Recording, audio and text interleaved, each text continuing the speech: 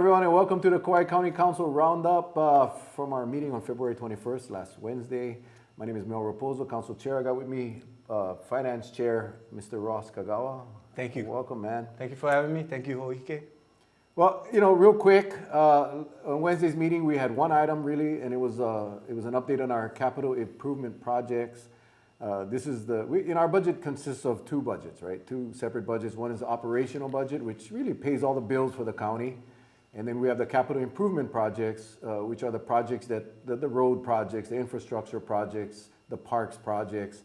And that's kind of a separate budget that we go through every year. And our budget session starts actually next month. We get the mayor's budget on March 15th.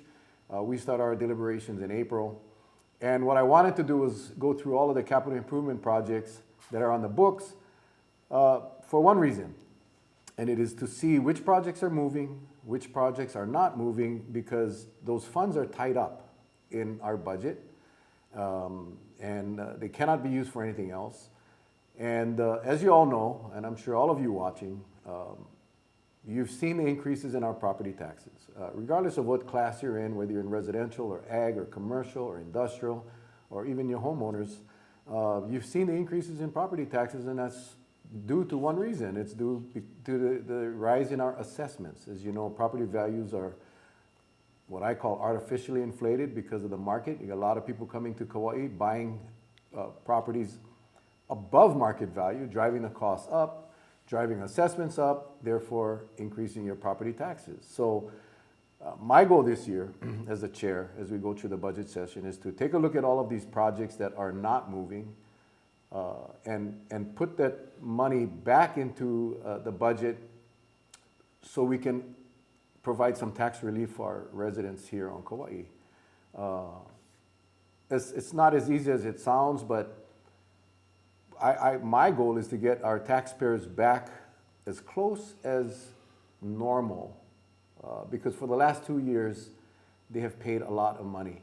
And in order for us to do that, we got to free up cash, we got to free up money in other areas, and I think the capital improvement projects is one area that we look at, because there are projects on the books that, for various reasons, cannot move forward. And to keep our monies tied up in those line items, those projects, just keeps money away from our taxpayers. So that's kind of where we're at. And we had an amazing discussion. I learned a lot. I did. And we had each department represented, and they all came up and shared what projects they felt were imperative that we need to do.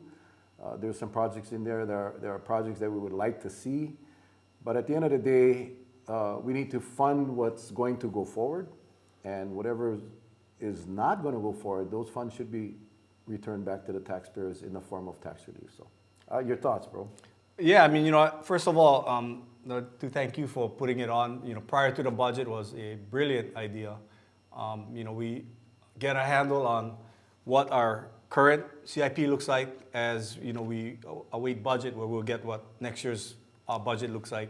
And then we'll see, a lot of items being carried over. We can look at the new items, and we already have some prior knowledge on some of the big projects that will continue to be on. So I think it was a great exercise.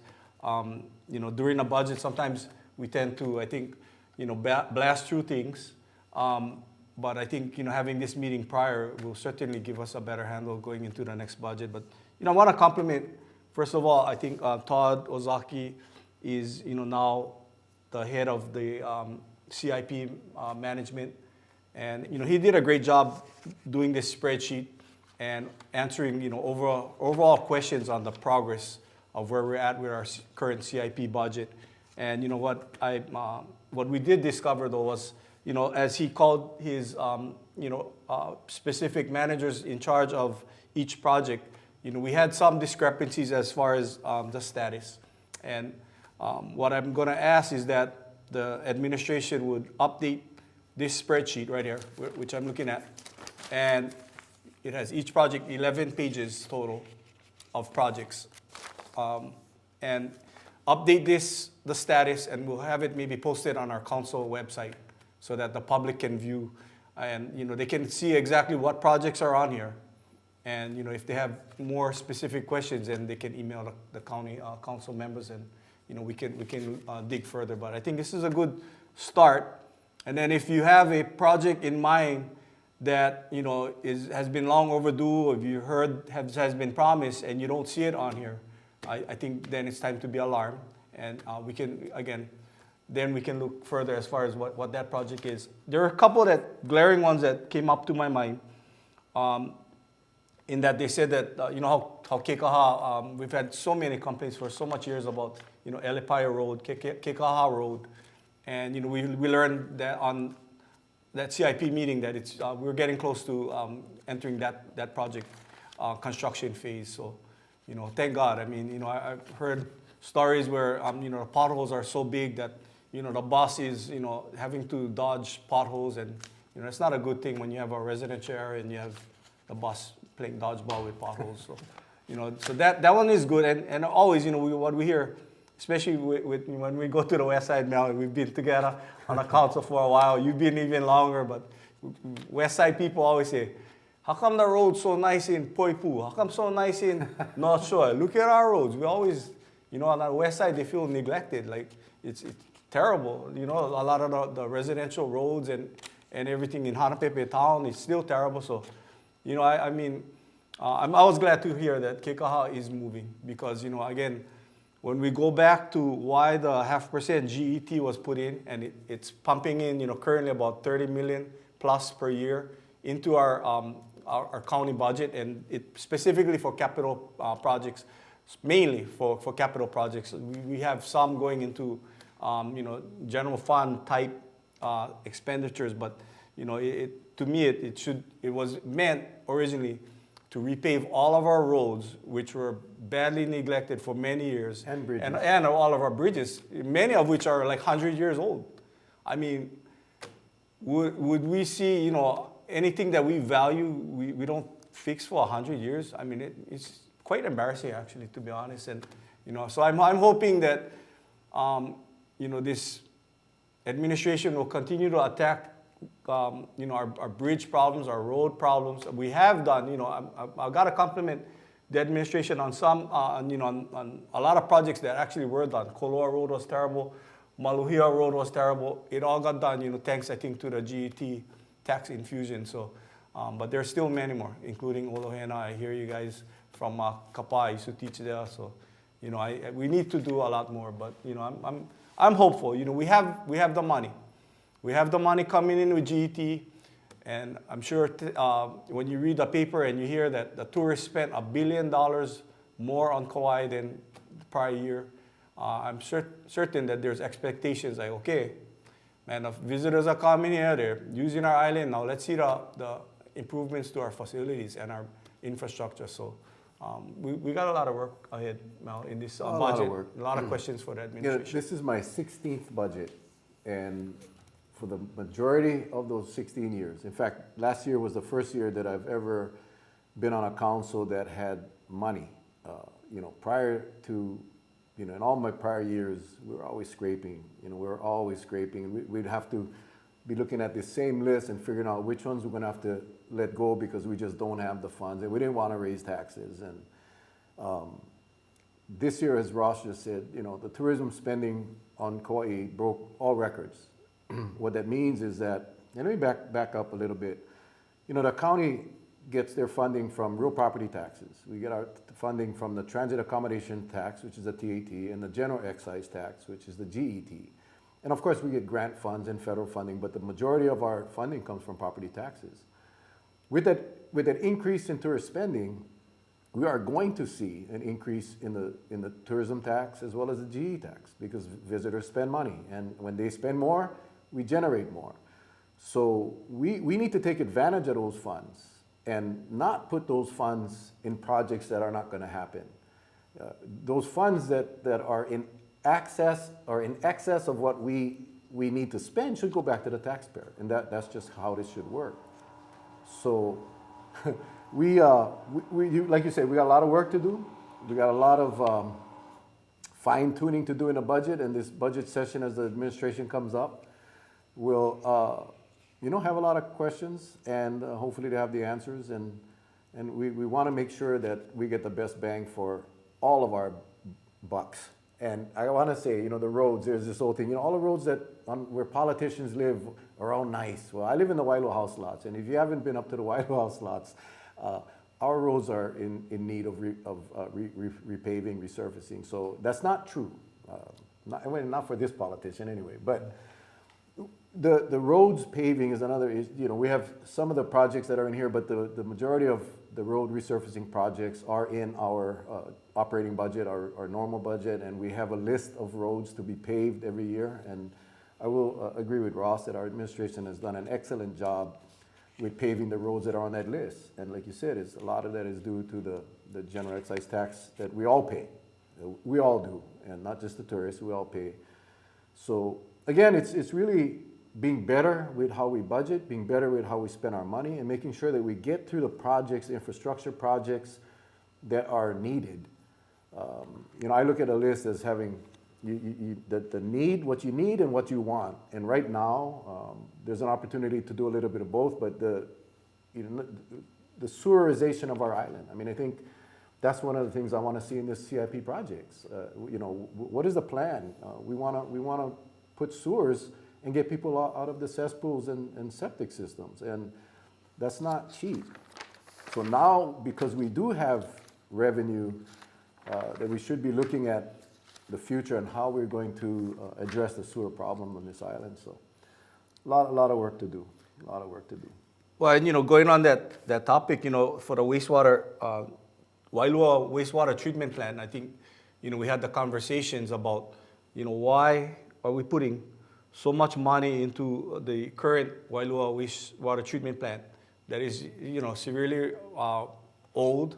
It's starting to rust, and I mean, it's just really a mess, and it's, near the ocean, so it's gonna take some damage, but I think the failure of, prior, administrations to care for it, paint it, whatever, do any rust prevention, I think, it's just, if you leave it, you neglect it, it's gonna get in bad shape, and that's where the stage is at, and that's why we heard from, the sewer manager that, we gotta do these fixes, because if we don't do it now, it's gonna fail soon, and we'll get some heavy fines from the federal government. So I think, but in a perfect world, you would say, why put, what is $3 million right here listed into the sewer treatment plant?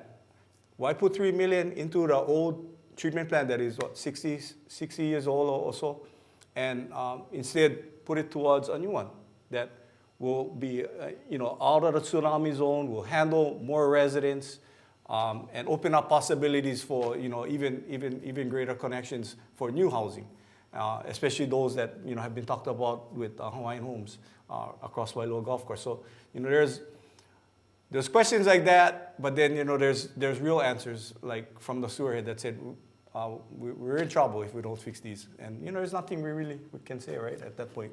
Yeah, I mean, we're the legislative branch, so, we're here to provide the funding for those projects. And, I think we need to build a new plant. I mean, it's like if you have a car, in a very simple example of this theory is if you have a car that's costing you $2,000 every month to fix because it's so old and you really didn't take good care of it, at some point, the smart thing to do is purchase a new car. Because you'll save money in the long run. And that's kind of where we're at with wastewater is, we can continue to dump all these monies in this old plant that is really obsolete. I mean, parts that need to be repaired, they don't make anymore. So they gotta be fabricated, they gotta be made, and versus building a new plant. And we know we need to do a new plant that's coming up. And so I struggle with that. But at the end of the day, when the experts tell us that, hey, if we don't fix it, if we don't get the money to fix it, it's going to break down, and then we're going to have some serious problems. So, the council is always put in a really tough position because we're not engineers, and that's the challenge we have, and that's the challenge we'll have during this budget is where can we provide the best solutions to our issues and not have to overburden our taxpayers, and that's the mission for this budget session coming up in a few months.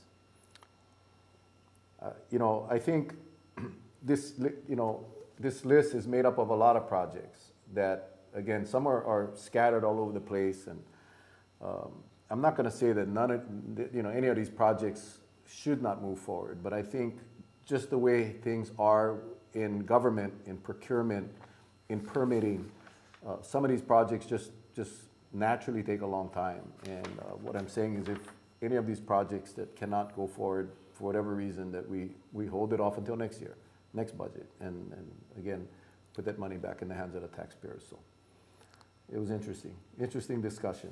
Yeah. Olehana Road was one that I tell you, for years we've been begging, and that's being done, or has been done, and patience is a virtue, and we ask for patience as we go through this next budget. And again, we encourage you guys to be a part of it. I thank Hoike. They televise all of our meetings live, Channel 53, and you get to engage with your government, and I encourage you guys all to do so. But I think the frustration for me sometimes is we spend so much time and money just on the planning and designing. It kind of just makes me wonder sometimes, like, are the taxpayers really getting gypped? Like, because if, say for example, we're doing improvements for Vidina Stadium, and the planning costs or design costs and stamp architect drawings are costing us $500,000. I mean, if they just did a new stadium for Roosevelt High School or what have you, and then they bid on this and just copy that plans, same plans.